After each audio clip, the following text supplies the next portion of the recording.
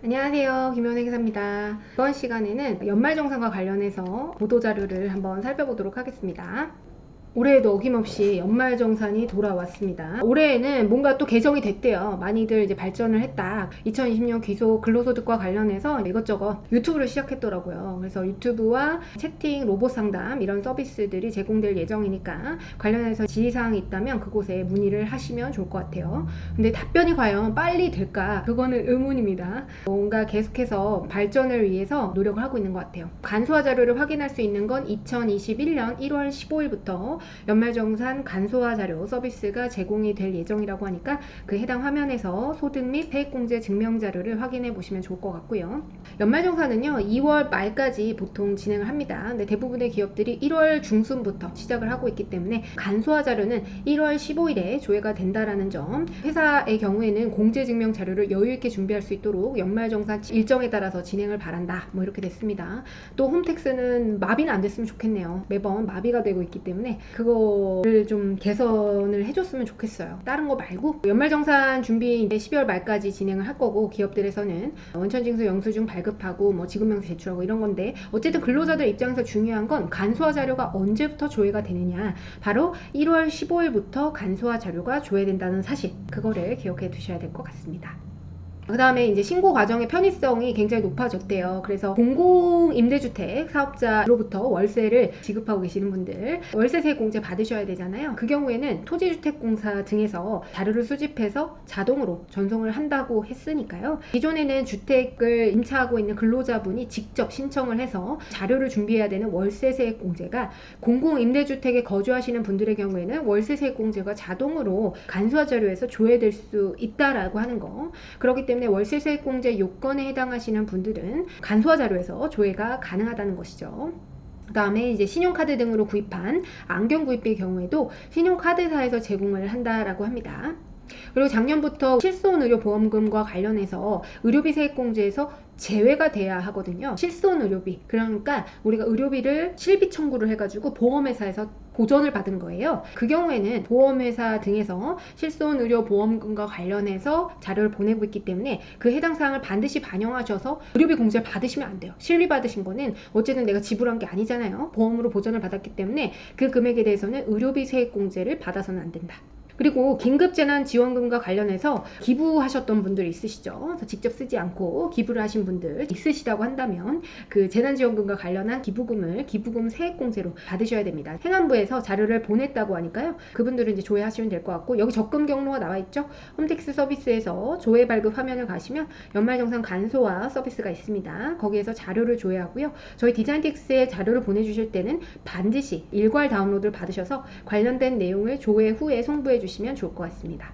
간소화 서비스 개통일은 1월 15일입니다. 다시 한번 말씀드립니다. 1월 15일까지 간소화 서비스를 조회해 보시면 될 것 같습니다. 근데 이제 그때까지 업체들에서 제출을 해야 되거든요. 의료비 공제 같은 경우에도 병의원에서 자료를 제출해야 되는데 가끔씩 누락되는 경우가 있어요. 그 경우에는 이제 자료 제출 업체에서 수정을 할 수가 있습니다. 그게 바로 1월 18일입니다. 1월 18일까지 뭐 수정이나 추가를 하거나 누락된 거 보완하고, 그래서 근로자분들이 좀 확인을 하시는 게 좋은 게, 만약 회사에서 일정이 가능하다고 하면 1월 20일 이후에 조회하는 거를 추천을 드립니다. 그게 확정된 자료이기 때문에 누락이 될 가능성이 없습니다.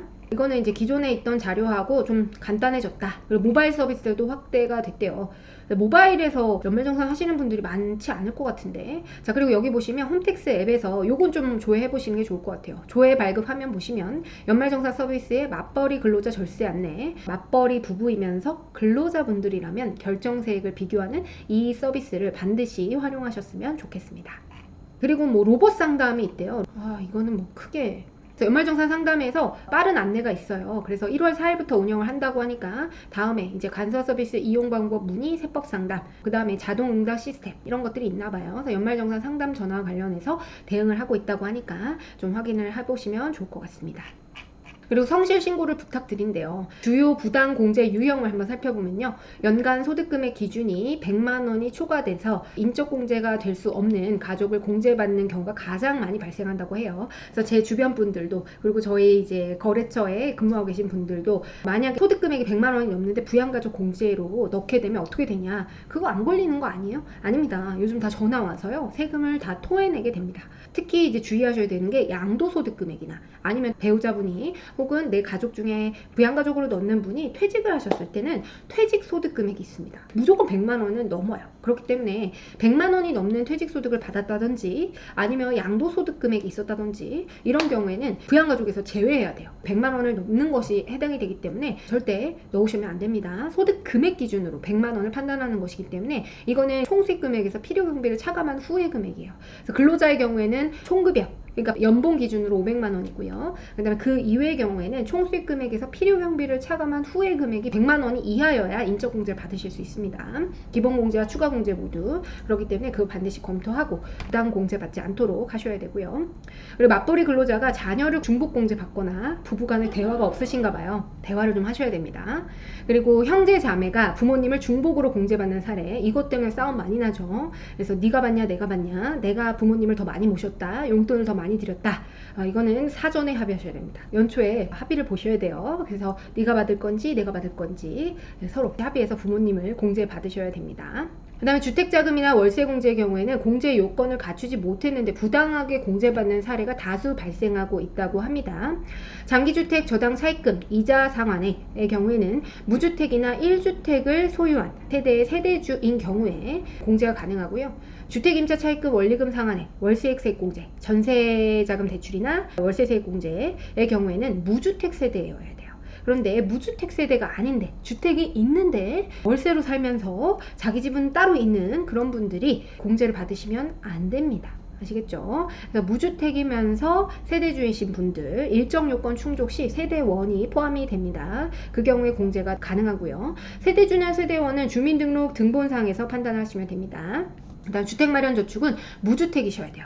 그래서 자꾸 주택이 있는데 청약을 넣으시는 분들 간소화 자료에 떴는데 하면서 넣으세요. 안 돼요. 간소화 자료에 떴다고 해서 다 넣는 거 아닙니다, 여러분. 간소화 자료에 떴다고 하더라도 공제를 할 건지 말 건지는 우리가 판단해서 납세자 본인이 판단을 해서 넣으셔야 돼요. 반드시 좀 확인하시고 부당하게 공제받는 일이 없도록 하셔야 됩니다. 나중에 토해내시면 가산세를 붙여서 토해내야 되고요. 걸릴까? 네, 걸립니다. 요즘은 다 문제가 됩니다.